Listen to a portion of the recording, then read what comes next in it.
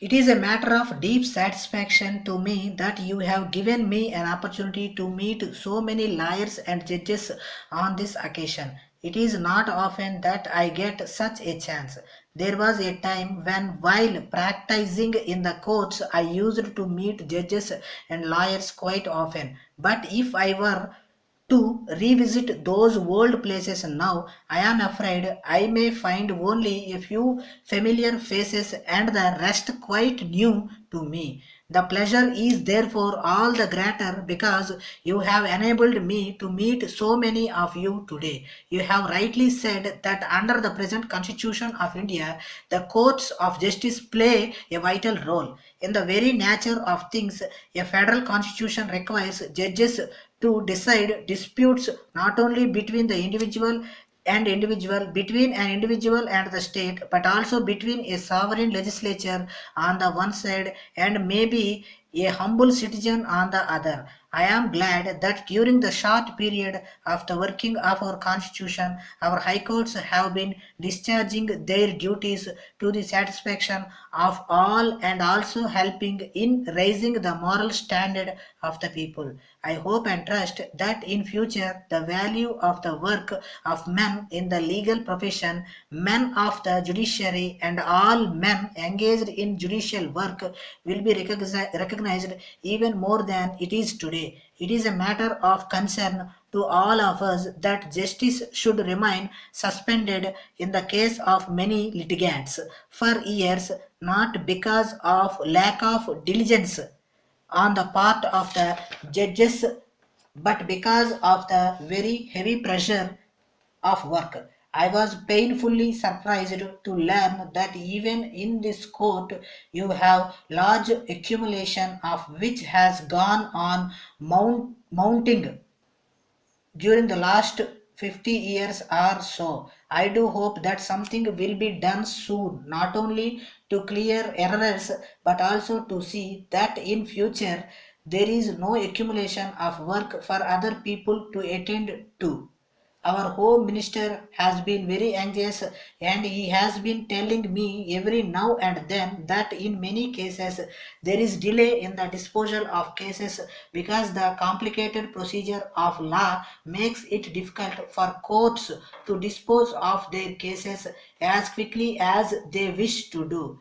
He has been working at a solution of this problem with great diligence, and I am sure within a very short time a new law will be introduced to reduce the reasons for procedural delays. But as I said earlier, this is not the only aspect of the judge's work which we have to take into consideration. We have now a different set of circumstances in which the judges and all those who are concerned with courts have to act. It seems to me that in a welfare state, the very nature of litigation will change, and all of you who have been practicing from a long time will be able to testify to the fact that the nature of litigation in the state is undergoing a change on account of the evolution of what is called the Jamindari system. If you turn over the pages of the law reports, you will find any number of cases dealing with the rights of Jamindars and landlords. It seems to me now that the Jamindari has been abolished, the whole system of litigation relating to Jamindari rights and their inheritance and things of that sort will disappear. But at the same time, we are adding to the work of the high courts in another direction. You must have noticed that the petitions for writs under the constitution now occupy a pretty important place in our courts for quite some time till the law is adequately understood by the ordinary people and it is authoritatively interpreted by the courts. Such petitions and writs would continue to occupy an important place in our judicial system. In course of time, however, as the law becomes more and more definitely settled by authoritative decisions of courts, such cases are sure to diminish. Another kind of litigation may crop up when our industries grow and when the volume of our trade and commerce increases. We shall then have a large volume of what may be called commercial cases or cases dealing with labor or disputes between capital and labor.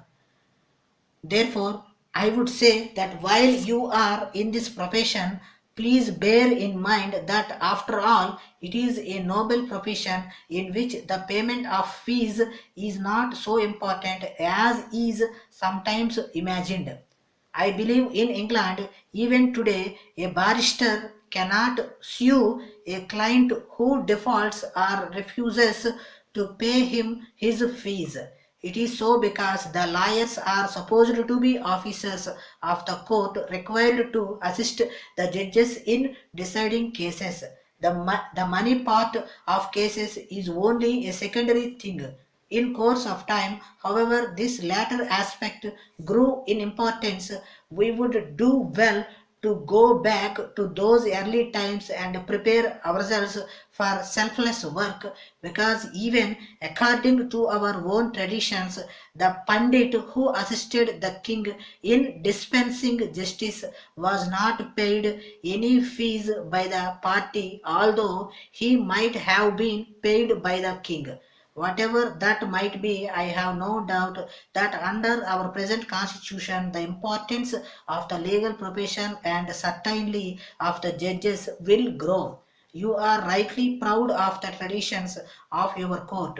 If I may say so, not only your court, but all our high courts in India have maintained a high standard of justice, integrity and honesty, and of fair play and fearlessness in dispensing justice. It is for this reason that we can look back today with a great sense of pride and satisfaction.